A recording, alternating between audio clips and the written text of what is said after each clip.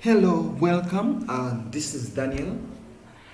I'm here to take you through MS Excel 10. It is about cash flows, and I believe you've already enjoyed our classes from the previous classes, the physical and the online classes.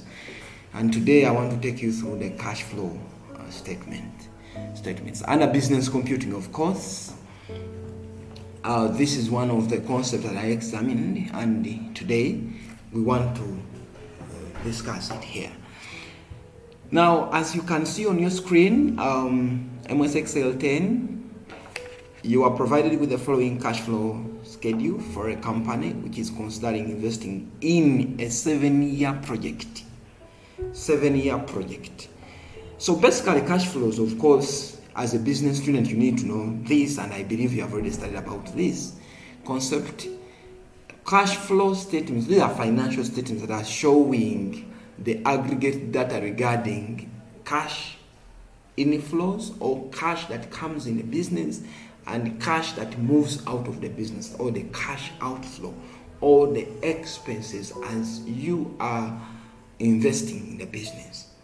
So basically here we are looking at how to appraise the business and to determine whether it is a viable business or not, whether to go in with an investment. That's why we are using investment tools, the appraisal tools, and those are the NPV and the IRR. NPV is net present value.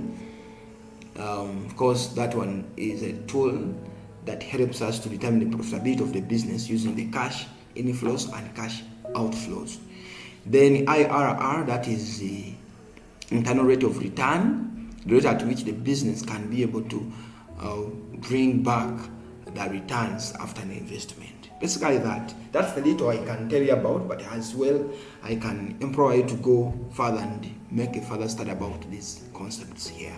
But for now, we want to see how we can deal with these discount factors to appraise our project using cash flows. So basically we are going to enter this data into our Excel sheet.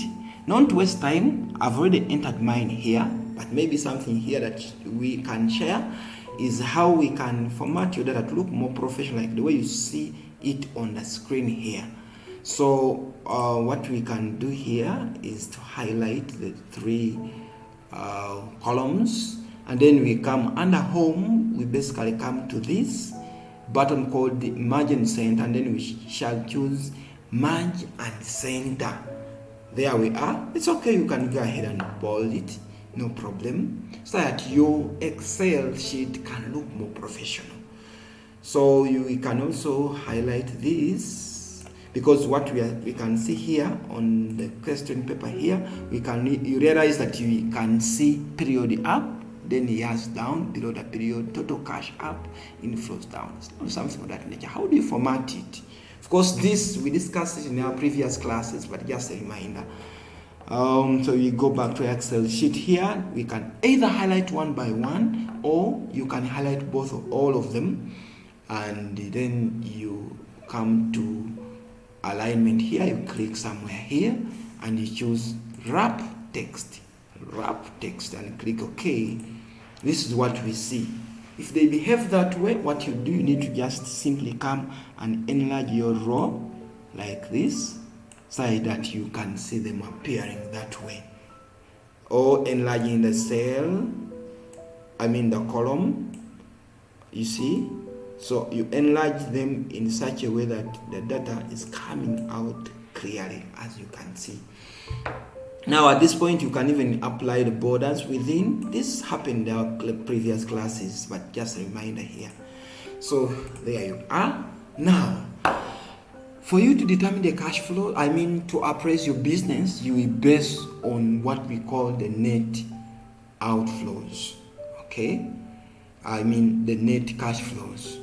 So you come to the next column here, and we shall type in net cash flows.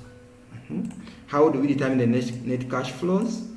We determine the net cash flows by clicking the first cell here. Press enter, equal sign. Then we shall use the net, the total cash inflows minus the total cash outflow, just like that, because we less, basically we less, or we get a difference between what we have generated out of the business, or our income, minus the expenditures or the expenses in that regard, and then we enter, and this is what we have. The first one is going to be negative because we are using a fill handle here to fill up the rest of the cells, and I was saying that the first one is going to be negative because in year 0 we were incurring expenses in the due course of starting up the business. So even before you start up a business, you must have incurred some expenses, of course, the initial outlay, what we call the initial outlay. So now in this regard, this is what we have. You realize that in year 1 we started realizing some returns, like as you can see. Okay, you can as well apply some separators or the commas. Click here, and then we can reduce the number of decimal places by clicking on this. Okay, this is what we have, ladies and gentlemen. So in this, what we do, we come here and we put our rate. And what is our rate? Okay, our rate is, let us check the question, it is 25%. So we come and put here 25%. Wherever you put it, no problem. It may not necessarily mean that you have to put it up here, but wherever you put it, as long as you can be able to work out this. So the rate is 25%, and they have instructed us according to this question that appraise 25% discount factor project use NPV. So let us appraise this business using NPV first, the net present value. How do we do it? We basically come and press the equal sign, NPV as our function. It is a function within Excel. Open brackets. Then we shall use the rate that is given to us, which is 25%. You click on the rate. Don't lock it. Okay. Then comma. And you come to your net cash flows, and we start scrolling or highlighting from year 1, all the returns or the the net cash flows from year 1 up the last year or the final year. Then we close the brackets. Please close the brackets. This video is intended to make clarity on some few anomalies here and there. So please, this is what you ought to do. Then at that level, you add back the net cash flows in year 0.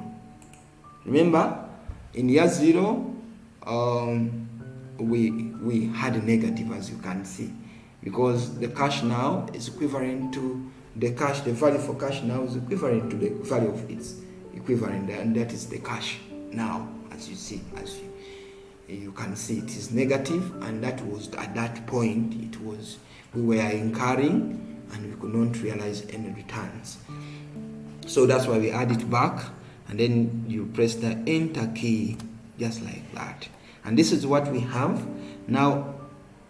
At this level, we can reduce the number of decimal places by clicking on decimal, decrease decimal here. This is what we have as per our net present value.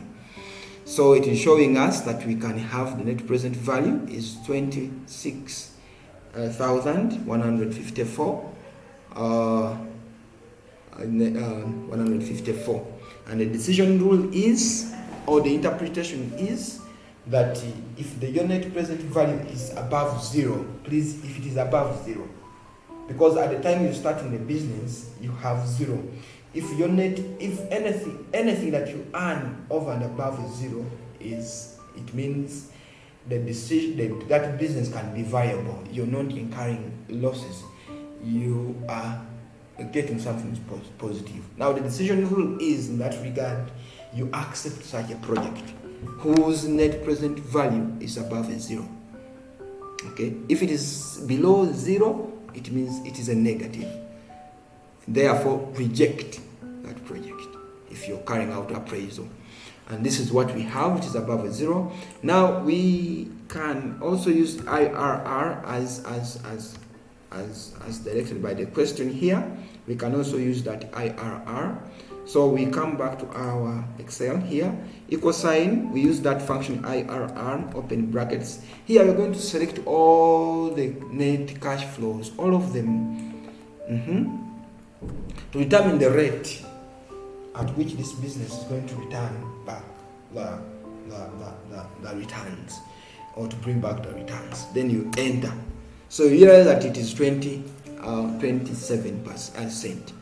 Now here the decision, the interpretation is, if your IRR or the internal rate of return is above the market rate or the normal rate or the given rate, okay, accept that project. What does it mean? The rate at which it is going to return back this cash, return back or to make returns, is greater than what is expected on the market. So that therefore that business is viable. But if your IRR or the internal rate of return is below the market rate of return or the given rate, it means reject that project. Therefore here we can reject, we can say that it's above the market rate of return. Therefore we can come here and then we determine our decision or the decision criteria here. So our decision, you can base on any. You can either base on NPV or you can base on IRR to make a decision. Okay? So with the interpretation I've just given you, what we can do now to show this practically, we are going to use what we call the if function. So we say if function, if, open brackets, if, let us base on NPV, no problem. Even if you base on IRR, still it will be the same interpretation. If G3, which is if our NPV is greater than or equal to what? To 0. Okay. You find some other people interpreting it based on the net cash flows, or the first figure of the net cash flows, but this is the most correct approach. It is the most correct approach. So we base on 0. If NPV, determine the NPV is greater than or equal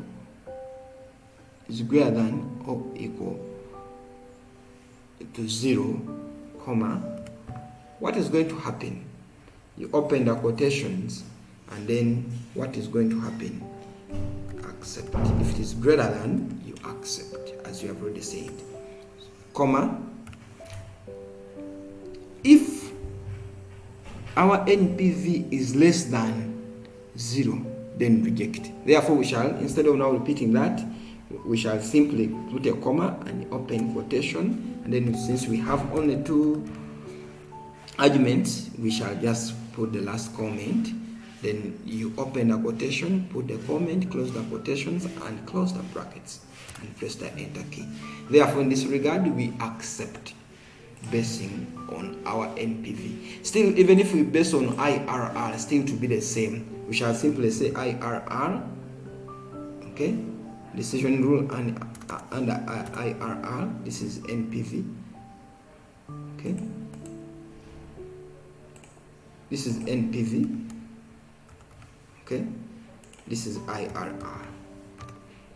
Still, even if we say if, open brackets, if IRR is greater than, okay, what? The market rate of return, that is the market rate. Okay, what happens? Comma, open brackets, accept. Okay, close the quotation, comma, open brackets, reject. Otherwise, reject. If it is the opposite, if it is the reverse, reject. So you close the brackets just like that and click OK. Are you seeing that in either tool we are getting the same answer, same decision? So that is it basically. And so that is it. That's according to question number 1 here. What is your decision if the discount factor changes to 30? What's the decision? Let's come to the point where we have 30. So you come here and use 30. If it is 30, then we shall use the same tool, equal sign, NPV, open brackets. What happens? NPV, the rate, open brackets, 30, comma, okay. Then we come and highlight the net cash flows from year 1. Then you close the brackets. Then you add back the values on the net cash flow in year 0, and then enter. Okay. So that this is what we have. So you realize that we get a value that is above, that is having a percentage. So what you do under home, you simply come up here and change it to general, and then we reduce the number of decimal places by clicking on this, and that is what we have. Then we can also put the separators here, okay, and that is what we have. It means the figure is negative. So the more we increase, the more the market return, the market rate of return, or the market rate increases, means we are likely to land into negative NPV. So what does it mean? Using the same criteria, then if we come and copy this, you can repeat. If NPV at 30, equal sign, if, open brackets, NPV at 30 is greater than or equal to 0, comma, open quotation, accept, close quotation, okay, comma, open quotation, reject. In other words, if it is the reverse, reject. So you realize that this, since it is negative, the Excel is telling us to reject the project. So the market rate of return is still under this. It will be the same. It will be the same as this. It will be the same. So I can simply copy, since we are using the same data, and you simply copy, copy and paste, Ctrl V, or you can still repeat IRR, open brackets, highlighting all of them, close the brackets, enter. It's the same. So the decision rule here, if I copy this and I paste it here, it will reject. It will reject. So not to repeat the same, you can simply copy what is here to detect what is here, because these cells are not locked. I think you remember that from our previous class. That is it. So we reject. It is below the market rate of return. Therefore reject. Let's go to this. C. Okay. C is saying copy the information in A above to another worksheet. Decision. So the worksheet is going to be labeled decision. Let us first do that. So we simply come back to our worksheet here, right click on it, select copy, move all copy, create copy. There we are. This is what we have. So we label it decision, and our first data is here. You can even move it. I've just dragged. This is what we have. And now they have told us what next. If an NPV of 122,000 is required, what price would be charged? Meaning what rate? So we go back. Therefore, here under this we are going to use